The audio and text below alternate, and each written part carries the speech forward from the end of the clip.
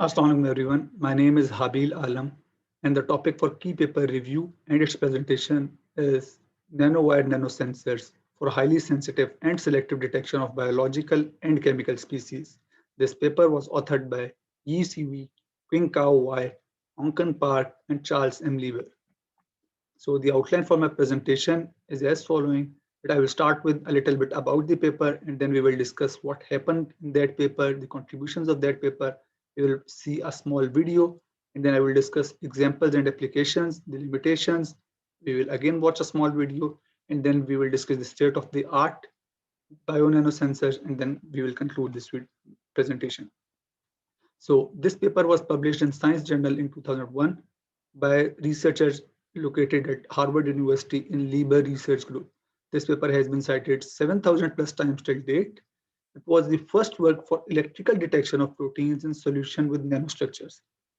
This paper illustrated the potential of nanosensors, which were based on silicon nanowires for high sensitive and precise detection of chemical and biological species. So the boron doped silicon nanowires were used for detection of pH, for detection of pH dependent conductance. So amine and oxide functionalized silicon nanowires exhibit pH dependent conductance. So the conductance is linear over the large range, and this and this linear dependence can be understood by understanding the change in surface charge during protonation and deprotonation. So if you look at the figures at right hand side, in figure A, it's been shown, as my cursor is pointed out, it's been shown that how a nano field effect transistor can be converted to a nano sensor. And in the figure at the bottom, you can see that the linear dependence of conductance over on pH. So for biological application, biotin modified silicon nanowires were used to detect streptavidin in picomolar concentration range. So if you look at the figures at right hand side, you can see that the silicon nanowire and how it's been modified, biotin modified, and the lower figures show the conductance with respect to time for different concentration range. So the authors also predicted that it can be exploited in array-based sensing and in vivo diagnostics, which they did and published their work in 2007. And you can look into the published work by this research group.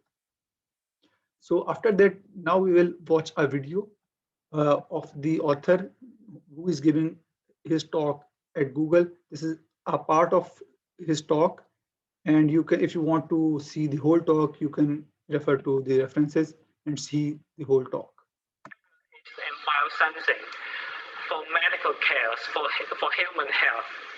Now, let me give you one example coming out of my own research.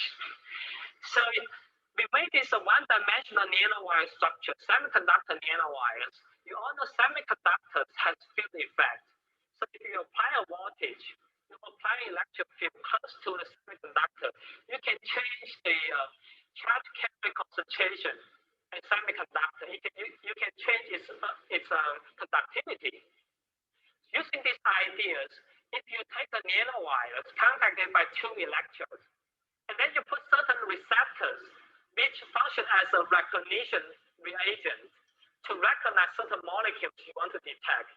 If this molecule comes in and bind onto these receptors, if these molecules have charges, it's going to function as a gate voltage function. It will have electric field to interact with nanowires, change the carrier concentration in nanowires. By measuring the conductance, you will see the conductance change. You will be able to detect the existence of these red color charged molecules. So based on these ideas, we think we can develop a new type of sensors. Since the nanowires are so small, they must be really, really sensitive to any charged molecules. So we know the proteins, DNA, they have charges. So this is the idea for detecting something in the human body. The advantage of this technique is, since the wire is small, it's sensitive, as I mentioned. And second, this is purely based on the electrical current and conductance measurement. You don't need to label any molecules. This is really different from the existing current technology.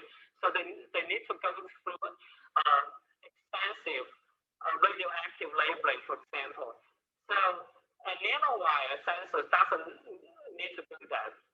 And imagine if you can bring a lot of nanowires together, you can do array-based sensing.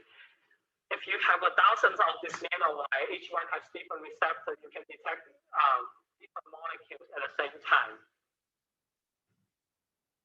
So now I assume that everyone will have an idea how nanowire-based bio-nanosensors work. So now I'll go to the contributions of this paper that they have developed. A chemical application, a pH nanosensor was developed. A biological application, we have discussed previously that biotin modified silicon nanowires were developed. The sensitivity limits of this sensor was explored through detection of streptavidin binding and found to be significantly lower than existing sensors at that time. So the results which were obtained for both chemical application and biological application were verified from series of experiments and also confirmed from literature prevalent at that time. So now I will discuss the applications of silicon nanowires. So it can be used as a tool for drug delivery because of its quick and precise analysis of binding and inhibition with least protein receptor. So the amount of protein receptor being used is very less. So it can be used for single-stranded DNA detection, multiplexed detection of protein biomarkers, which is used for cancer detection, single viruses detection, explosive detection, etc. So there are many applications of silicon nanowires. So now we'll watch another video of how biomolecular sensor works. A molecular biosensor is a compact device that measures specific molecules for informing us about health and disease. The measured molecules are called biomarkers. A biosensor operates on a sample taken from the body, for example, a drop of blood. Or it can be on or inside the body for giving continuous measurements. The most well-known biosensor is the glucose sensor, which measures the concentration of glucose in the blood or in the skin. This is very helpful for patients with diabetes. With a biosensor, patients and doctors immediately get the information they need in order to optimize treatment, reduce unnecessary hospital visits, and enable self-management of health and disease. A biosensor consists of 4 major components: a molecular recognition process, a signal generation process, a disposable sensor device, and a reader instrument. Recognition molecules in the biosensor bind to the biomarkers. The recognition molecules are, for example, aptamers, enzymes, or antibodies. The molecular recognition leads to a signal, for example, an optical, electronic, or magnetic signal. This happens inside a disposable sensor device where the molecules come together. Finally, the reader instrument measures the signal and translates it into information that is meaningful for the user. There are many diseases and many biomarkers, each having different measurement requirements. Also, there are many technological ways how a biosensor can be designed. Now I will go to the limitations and state-of-the-art technology. So the detection sensitivity is dependent upon the solution's ionic strength. This is the intrinsic limitations of silicon nanowire.